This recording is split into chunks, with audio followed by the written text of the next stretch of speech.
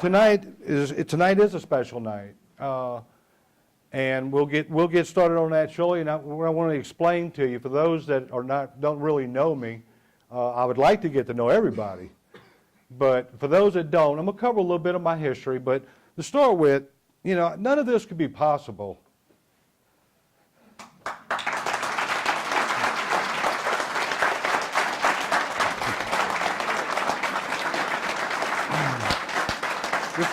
This is my wife, Margaret. I have a daughter, Elizabeth. She wasn't able to be here. She's a junior, and of course, those that know me, y'all know where she's at. She's a junior at LSU, and I have another person very important. My big sister. She's little, but she's my big sister. This is Georgia.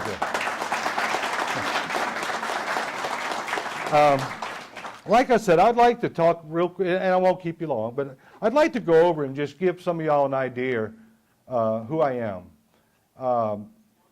I came to Alabama in 1973 on a baseball scholarship. Played out at Wallace, and it was different coming from New Orleans. We got there, and they looked and said, I said, "Where's the ball field?" And Coach Richter goes, "Right there." I said, "That's a cow pasture." He says, "No, it's going to be the ball field." So I said, okay. Well, I fell in love with Dothan. I wound up staying. And then it's where it started. I took criminal justice at Wallace. And one night, I had a few deputies in my class, and I went out on a little, more or less, an undercover operation with them. And that's where it started. I started my career in 1979 as a corrections officer, a jailer in our department. 1980, I graduated from the Alabama Police Academy and was promoted to deputy. 1984, I earned the rank of investigator. In 1991, I earned the rank of sergeant investigator.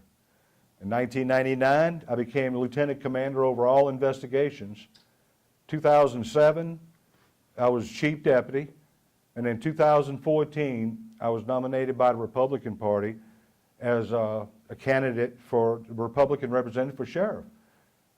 Governor Bentley then appointed me, and November that year I ran and was elected by the people, by y'all, as sheriff of Houston County. A little bit more about it. I was the first deputy in the history of Houston County to go to the FBI National Academy. And in 2011-12, I was the Alabama chapter president for the FBI National Academy.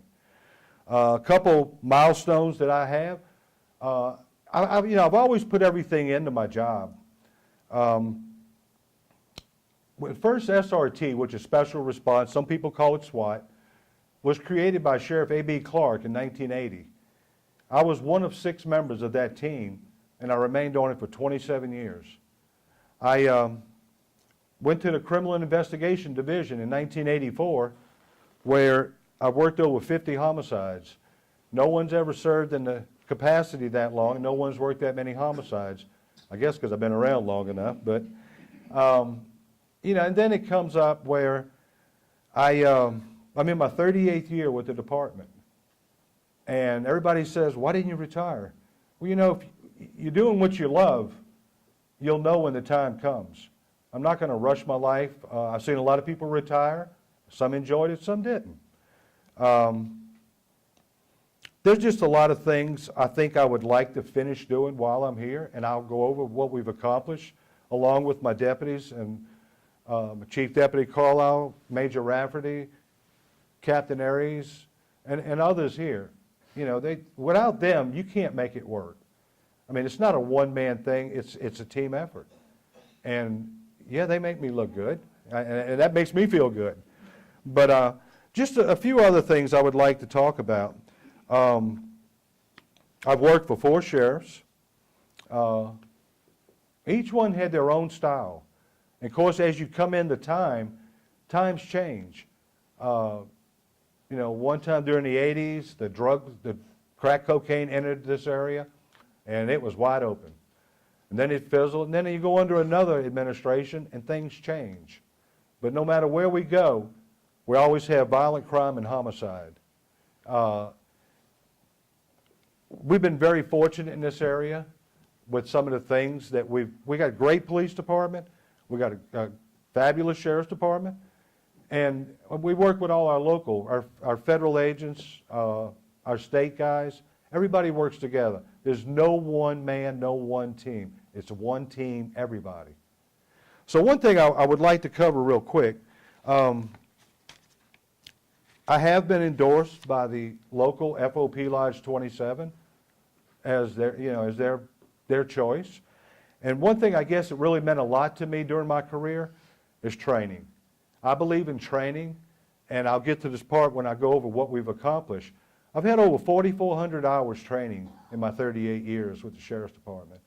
I think once you build a unit the best they could be, you train them and give them everything they need to work with, and you couldn't ask for more. They'll show you the results, and a lot of ours have.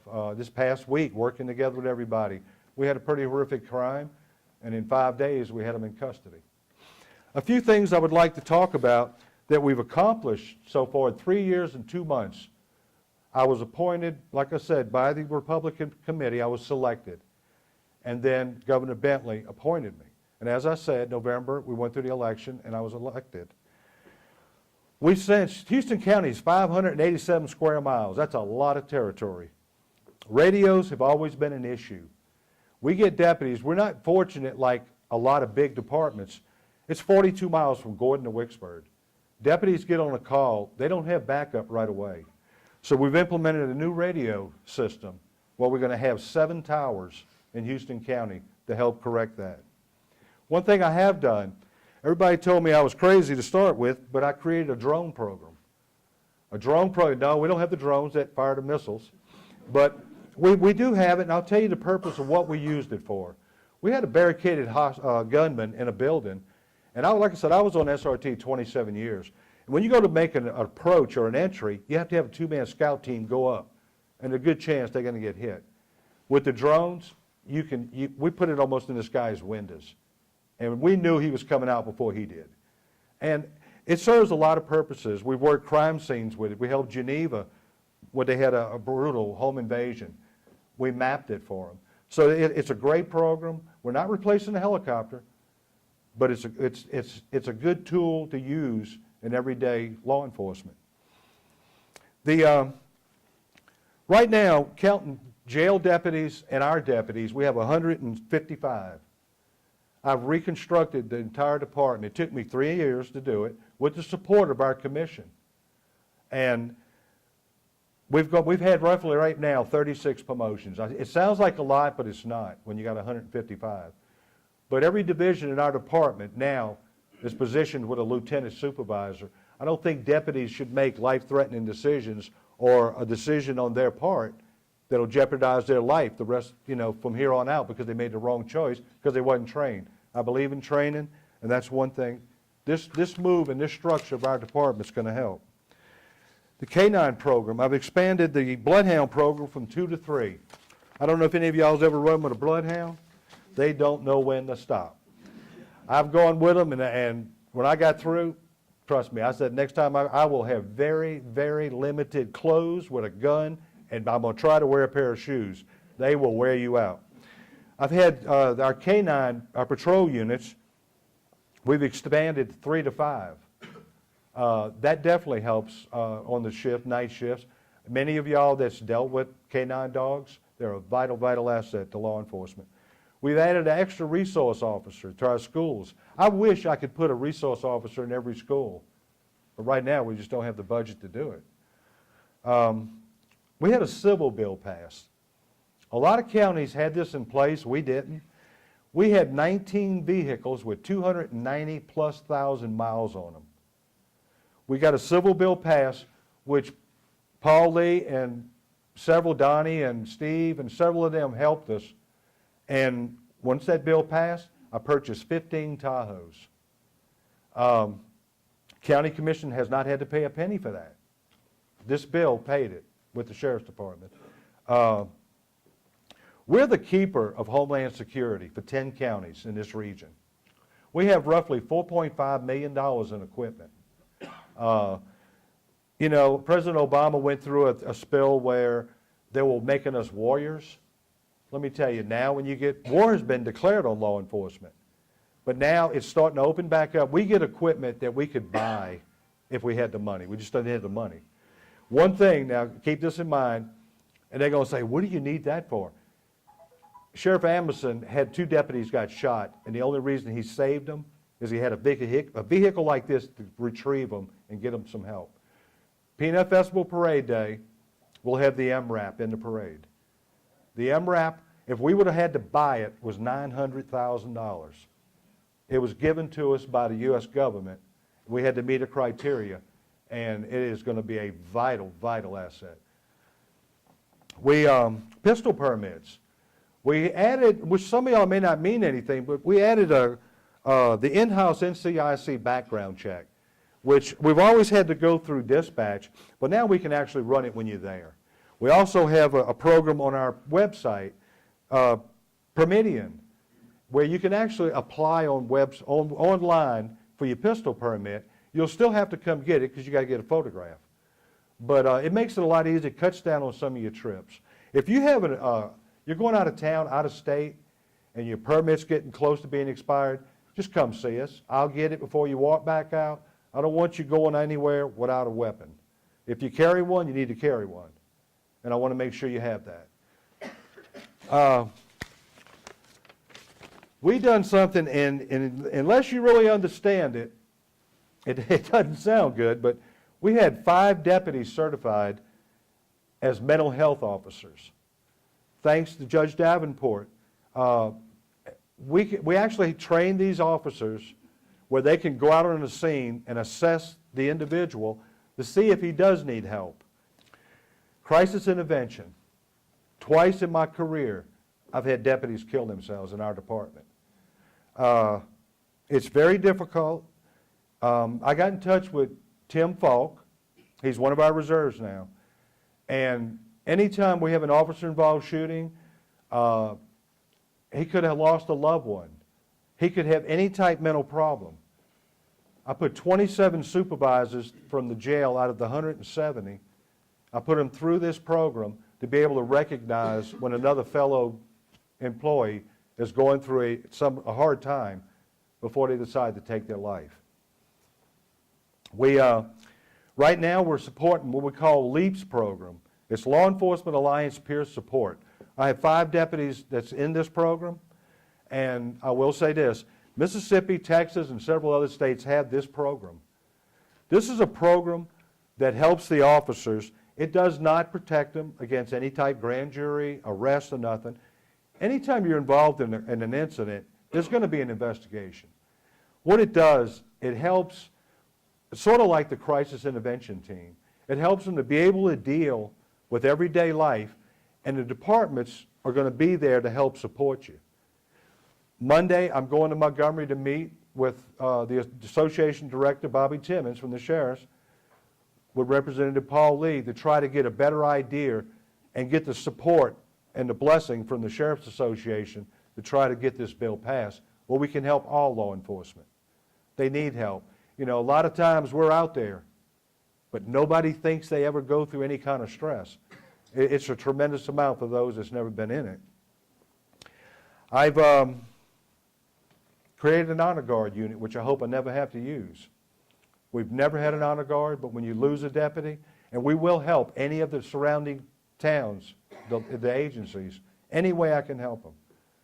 But we finally got us an honor guard unit. We sent them to Washington, D.C., and they were actually trained at the Memorial of the Unknown. They got to work with them, and it was really moving. Fire investigation, I went from 2 arson investigators to 5. We now have 5 certified arson investigators. We got a program that I'm fixing to start. I'm going to meet with the senior citizens. We all know at one point in life our elderly may suffer from some type of Alzheimer's, dementia, and we've had to go look for them. Right now, with Project Lifesaver, we do have the bracelets that we can track if they leave. A lot of times, bracelets are hard to get on them because they don't understand and don't want to wear it. It's been brought to my attention this week, and we are going to follow up with this program. It's called Out of Harm's Way. All it is like an evidence bottle with sterile gauze wrap, sterile gloves, and what you do is you take the loved one, rub the gauze like you're massaging them. 5 minutes, put it in the container, seal it, and if they ever leave, as soon as we arrive with our bloodhounds, they got a scent to go on. Time is so crucial on the early stages of one of our loved ones wandering off. I've been there, and a couple times I've been there, it wasn't a good result. It was too late. So this will help. This is going to take place soon. And like I said, as throughout the 3 years and 2 months, we've accomplished a lot, but there's still more that I want to do. There's still more I want to finish. And that's why I'm asking, ask for, once again, in this room is where it all started. 2014.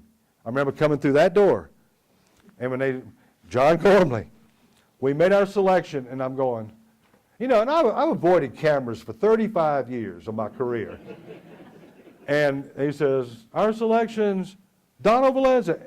And the first thing was like, okay, come up here. And John calmed me down with a big hug. So, but this is where it started, and this is where I wanted this to be tonight. I appreciate it. I'm asking you for it. I'm running for re-election for Sheriff of Houston County. I ask for your support. And last but all, contributions are welcome. Thank you all for coming.